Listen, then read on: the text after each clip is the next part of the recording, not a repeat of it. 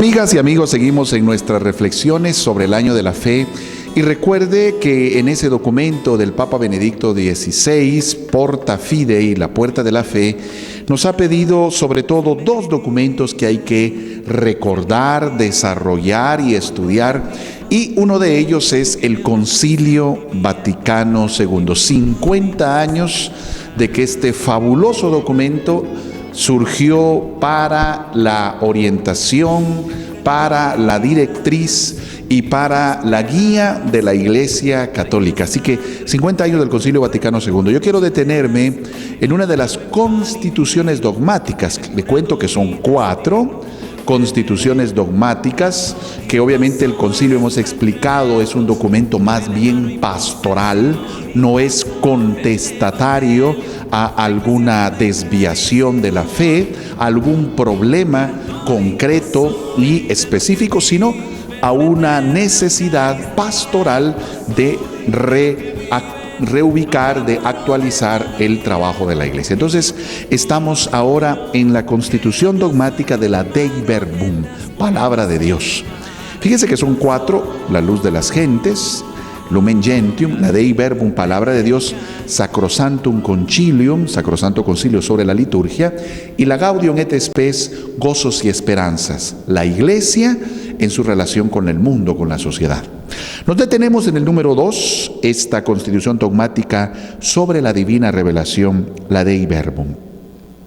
Este hermoso documento nos habla entonces acerca de esa palabra de Dios. Pensamos en la Biblia, pero además en todo aquello que es evidentemente la palabra que ha surgido del Todopoderoso y el Todo Amoroso, que es nuestro Dios. Tiene un numeral que es un proemio o un prólogo, una introducción brevísima, donde se cita la primera carta de San Juan 1 del 2 al 3, que dice: os anunciamos la vida eterna que estaba en el Padre y se manifestó a nosotros. Lo que hemos visto y oído os lo anunciamos, a fin de que también ustedes tengan comunión con nosotros y nuestra comunión sea con el Padre y con su Hijo Jesucristo. Repito, primera de Juan 1 del 2 al 3. Anunciamos la vida eterna que estaba con el Padre. ¿Quién es la divina revelación? Y vamos a ver que es Cristo. Él es la revelación plena. El numeral 2 ya inicia con el capítulo 1, que dice la revelación en sí misma. Y entonces empieza con una palabra un poquito extraña. En la versión que yo tengo dice: plugó a Dios en su bondad y sabiduría. Vamos a traducirla, vamos a cambiar con un sinónimo: quiso Dios en su bondad y sabiduría revelarse a sí mismo y manifestarse. ¿Y cómo se manifestó? Por mediación de Cristo, Verbo hecho carne, tiene acceso en el Espíritu Santo al Padre y se hacen partícipes de la naturaleza divina. Dios se reveló ¿en quién? En Jesucristo. La segunda persona de la Trinidad viene a mostrarnos la verdad, a eso viene. Por el hecho de crearlo y conservarlo todo por el Verbo, Dios da a los hombres en las cosas creadas un testimonio perenne, dice, es decir, constante de sí mismo. Todo lo que fue creado, toda la naturaleza, es un testimonio constante, eterno de sí mismo. Dios da testimonio de sí mismo a través de las cosas creadas. De hecho, Santo Tomás de Aquino dice: una de las maneras para llegar a deducir la existencia de Dios es precisamente la creación. Hay una creación tan perfecta, tan bien hecha, que no puede haber sido realizada por una casualidad, como dicen algunas corrientes ateas, algunas corrientes materialistas. Nada más la confluencia de un montón de elementos generó lo que tenemos. No, creemos en una voluntad divina, en una voluntad amorosa, la voluntad de Dios, que ha creado todo. De hecho, el gran científico del siglo pasado, Albert Einstein, él creía, tiene que haber alguien, porque esta creación es tan perfecta, este universo es tan exacto, que no puede ser fruto de la casualidad, tiene que haber alguien. Einstein creía también en esa realidad de Dios. Las cosas creadas nos dan testimonio de Dios. Esto dice el numeral 3. Numeral 4. Ya que Dios hubo hablado muchas veces y de muchos modos por los profetas, últimamente en estos mismos días nos ha hablado por su Hijo. Eso está en Hebreos 1, del 1 al 12.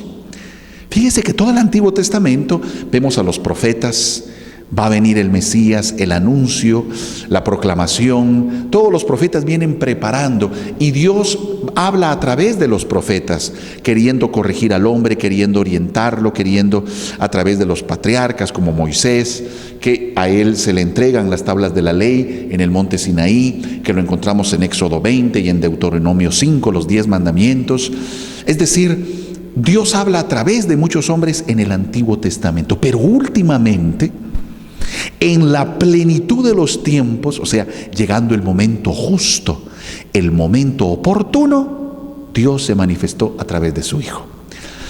En la plenitud, o sea, llegando ya al momento máximo, el momento, pues diríamos, cumbre, Dios se revela ¿en quién? En su Hijo Jesucristo. Así que esto es un momento importante para nosotros creyentes y también dentro del documento este numeral 4.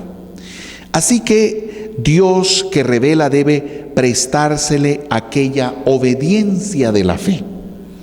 Dios que se revela, ¿cómo le responde el hombre? Le responde con la fe, pero una fe obediente, la obediencia de la fe.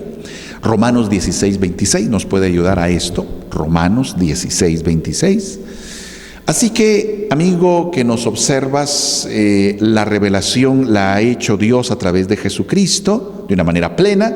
Ya Dios había hablado a través de los profetas y muchos patriarcas en el Antiguo Testamento, y ahora a través de Jesús.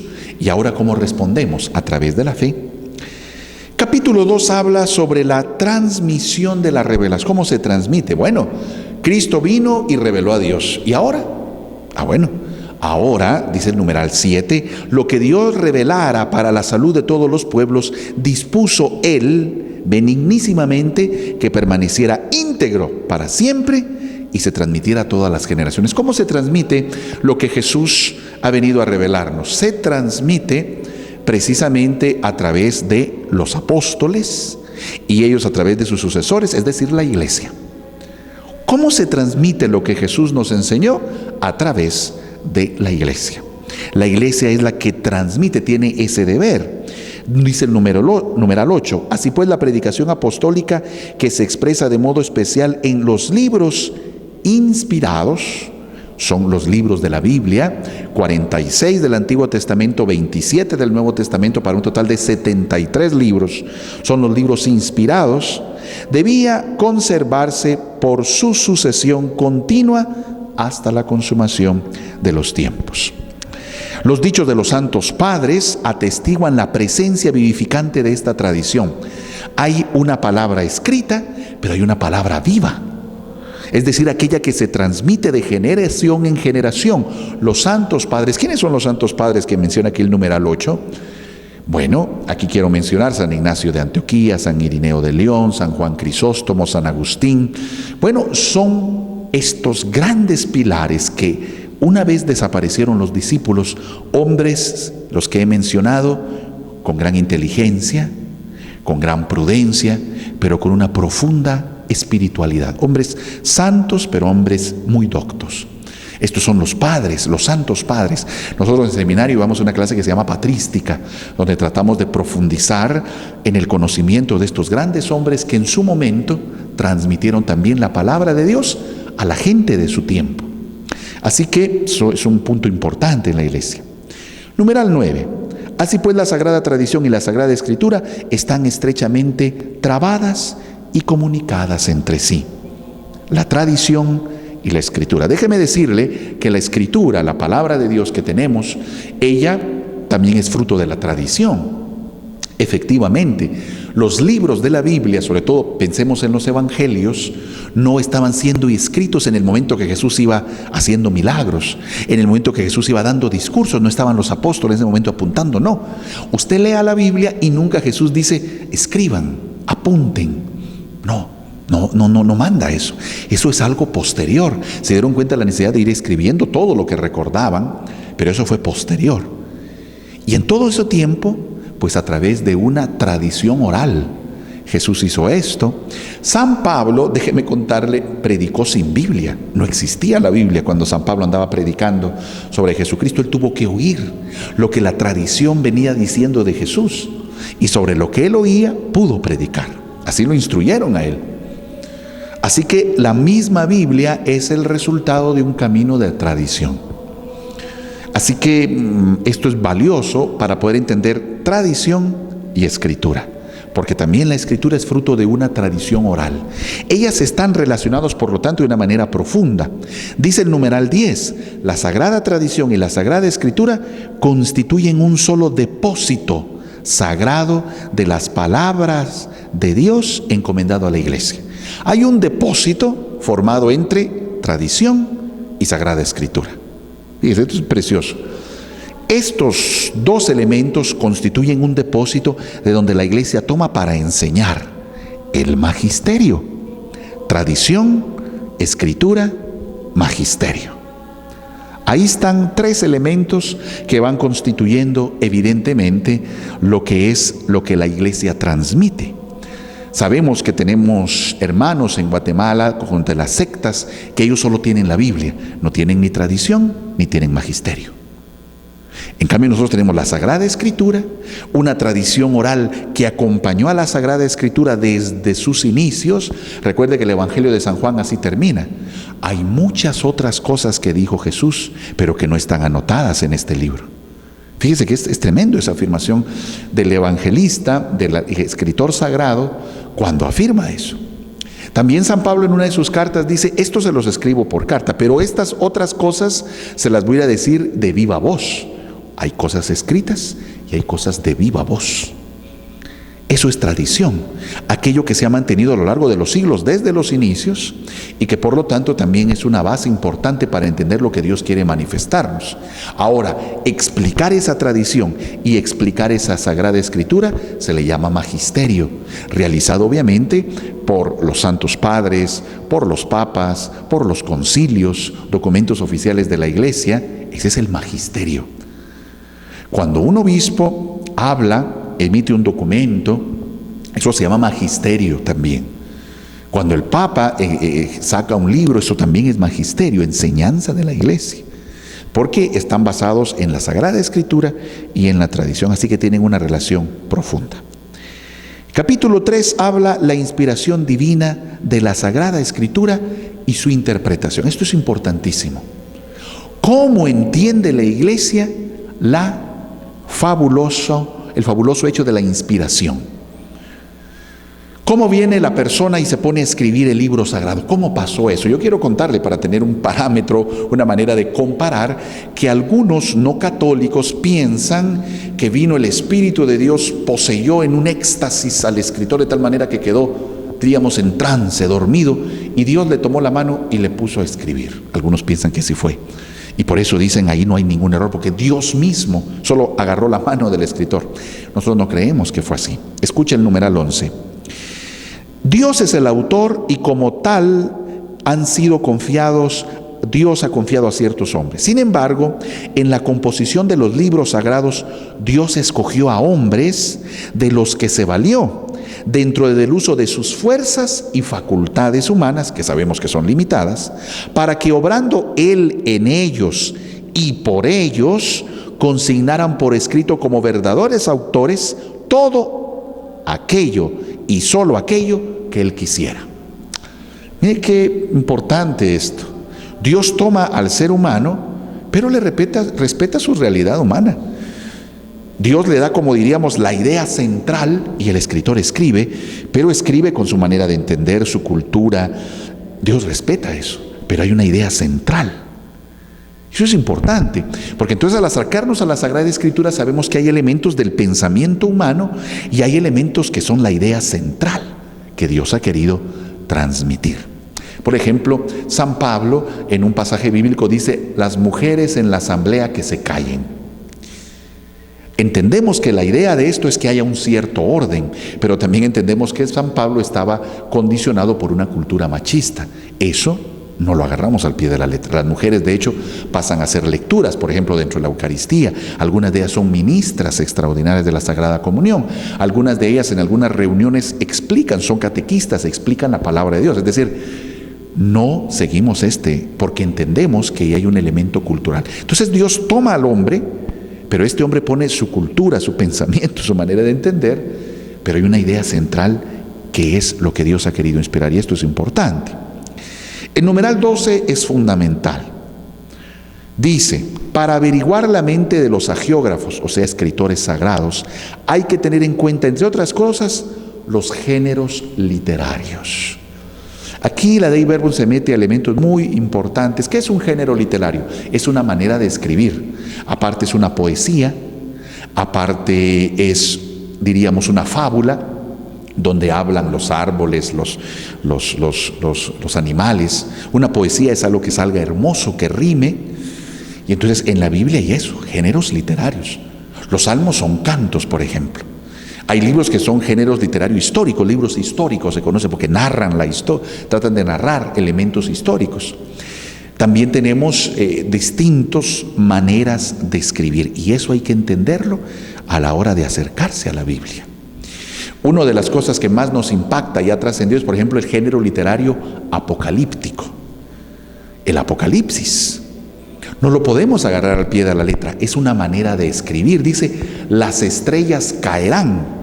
Esto es famoso, uno de los textos apocalípticos. Dice, las estrellas caerán sobre la tierra. Es una manera de escribir. Realmente no necesitamos tantas. Con una estrella que se caiga destruye la tierra, ¿no? Hoy lo sabemos. Es decir, es una manera de escribir. Cuando leemos el género apocalíptico sabemos que hay muchas figuras. Por ejemplo, el Apocalipsis dice, había un dragón con 7 cuernos o con 8 cuernos. El cuerno significa el poder y por eso le dicen que son muchos. Pero uno cuando se pone a leer eso y dice un dragón con tantos ojos, ¿en dónde le pongo todos los ojos en la cara? No le alcanza la cara para tantos ojos. Es una manera de hablar, no hay que tomarlo al pie de la letra. Por eso los géneros literarios son importantes para entender la Sagrada Escritura. Es menester, por tanto, que el intérprete inquiera el sentido que el agiógrafo, en determinadas circunstancias, dada la condición de su tiempo y de su cultura, quiso expresar y expresó con ayuda de los géneros literarios a la sazón de su uso. Para entender la Biblia hay que ir al escritor, su cultura, qué quiso decir cuando él escribía eso. Otro de los ejemplos más recordados, prácticos, es: no te harás imagen de lo que hay en el cielo y en la tierra y en todo lugar. ¿Qué quería decir el agiógrafo? ¿Está hablando de la imagen de San Pedro? No, porque San Pedro no existía en ese momento. No está hablando de eso.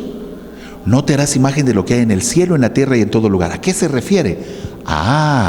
Ponga atención. En el tiempo que se estaba escribiendo eso, y por eso hay que ir al tiempo, hay que entender la cultura del escritor. Dios era el sol, se consideraba que la luna era Dios. No te harás imagen de lo que hay en el cielo. Está diciendo, el sol no es Dios. Dejen su ignorancia de adorar al sol, de adorar a la luna, de adorar a las estrellas, de adorar a los truenos, porque no sabían qué era y les daba miedo. Pensaban que eran dioses.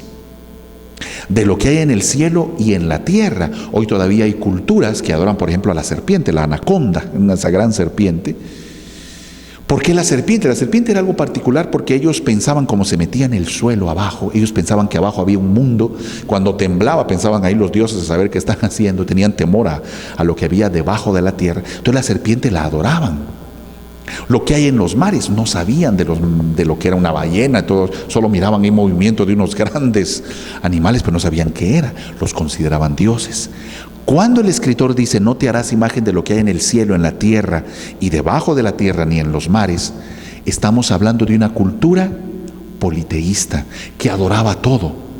Eso quiere decir, no está pensando en la Virgen del Rosario, no está pensando en la Virgen de Guadalupe, porque no había en ese tiempo. Por eso mire qué interesante meternos a la cultura de aquel tiempo para poder entender la Sagrada Escritura. Esto, el numeral 12, que es realmente fundamental para todos nosotros. Me quedo acá esperando que usted pueda seguir con nosotros en los siguientes numerales de la Dei Verbum, pero esto es interesante que podamos conocerlo y profundizando. Sigamos en el año de la fe. profundizando los documentos del Vaticano II. Hoy nos hemos metido a la Dei Verbum. Siga con nosotros y que este año de la fe sea renovar nuestro seguimiento de Jesús y conocer mejor a este Jesús que se nos ha revelado y que hay que responderle con la obediencia de la fe. Que Dios les bendiga. Católico soy.